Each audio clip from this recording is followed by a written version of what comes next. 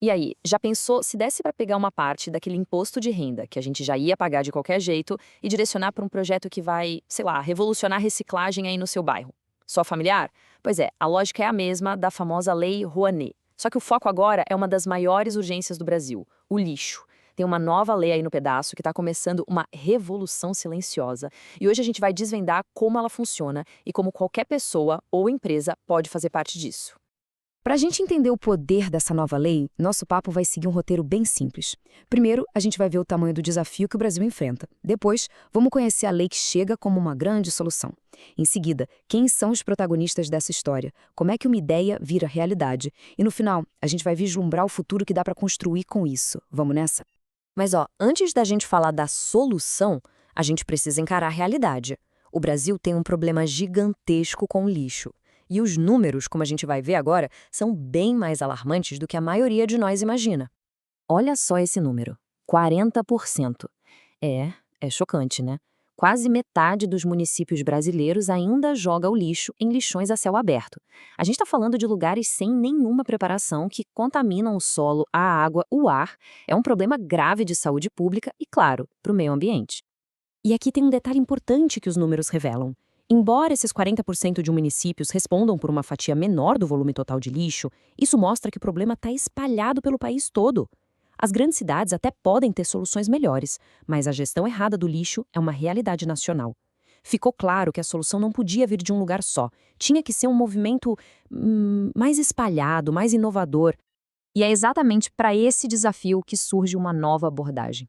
Uma resposta que tem nome e sobrenome: Lei de Incentivo à Reciclagem, ou simplesmente LIR, uma ferramenta que foi desenhada para mudar as regras do jogo.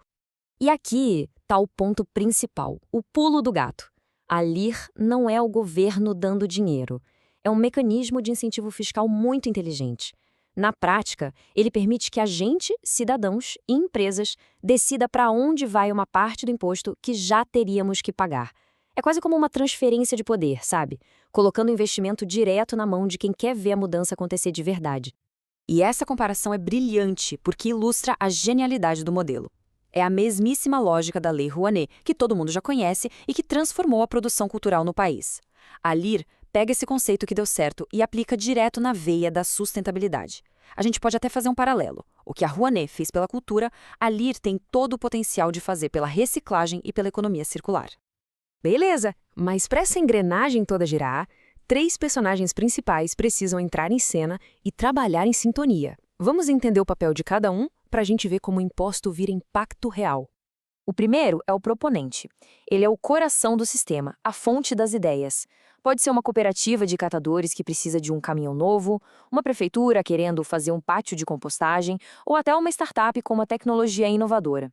São eles que sonham, que estruturam o projeto. Aí entra o segundo personagem, o incentivador. Esse aqui é quem viabiliza o sonho.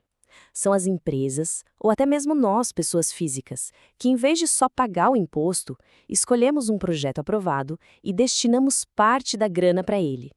E olha que legal, a gente não só financia, mas também dá um selo de aprovação social para aquelas iniciativas que a gente acha mais importantes.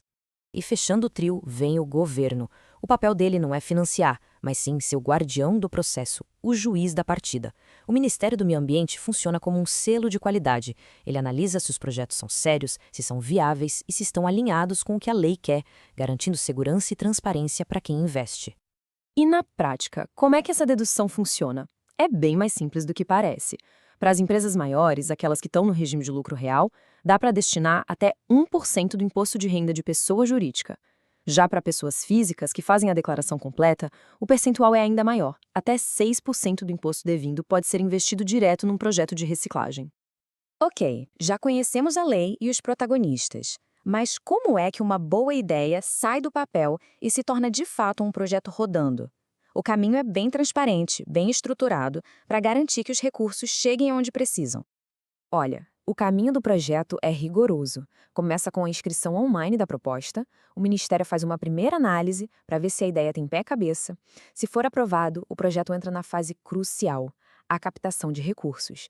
É aqui que a mágica acontece e é onde plataformas como a Conecta Lir, por exemplo, entram para fazer a ponte entre quem tem o projeto e quem quer investir. Quando atinge a meta mínima, o projeto passa por uma análise técnica final e aí sim recebe o sinal verde para começar. E aqui tem um detalhe importante. Essa fase de captar dinheiro tem metas claras. Para um projeto poder ir para análise técnica detalhada, ele precisa captar pelo menos 20% do valor total, isso se não tiver obras. Agora, se o projeto inclui construção ou uma reforma grande, essa meta sobe para 50%. É uma forma de garantir que só os projetos com chance real de acontecer sigam em frente. E o legal é que a lei é super abrangente. Os projetos podem focar nas pessoas, com treinamento e apoio para os catadores, que são a base de tudo. Podem focar em infraestrutura, com a compra de equipamentos, esteiras. E podem também focar em inovação, financiando pesquisa de novas tecnologias ou ajudando a criar startups verdes. É um ecossistema completo de soluções. Agora que a gente já entendeu a mecânica, vamos sonhar um pouco. O que ali realmente significa para o futuro do Brasil? O impacto vai muito, mas muito além de só dar um jeito no lixo. Essa frase aqui resume perfeitamente o espírito da lei. Não é só uma troca fiscal. A LIR é uma plataforma de transformação. Ela foi pensada para ser um motor da economia circular, conectando as pontas soltas da cadeia produtiva e gerando um ciclo positivo de desenvolvimento ambiental e social. E aqui está, talvez, o aspecto mais revolucionário. A LIR cria conexões com propósito. Diferente de outras leis, aqui o incentivador e o proponente muitas vezes fazem parte do mesmo mundo.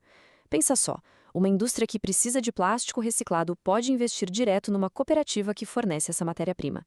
É uma ferramenta que gera parcerias estratégicas de forma natural, fortalecendo a cadeia inteira. É o sistema se auto-organizando para um futuro mais sustentável.